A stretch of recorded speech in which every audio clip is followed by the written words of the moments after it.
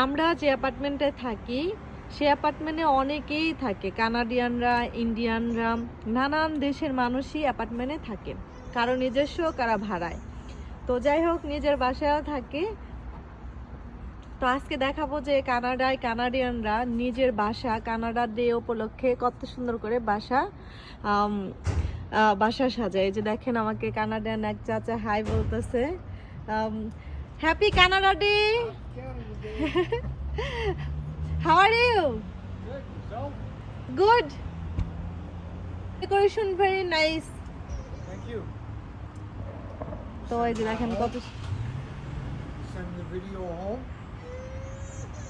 Yes, Right on. Okay bye. তো এই যে দেখেন কত সুন্দর করে সাজিয়েছে, আমার সাথে আবার কথা বললো।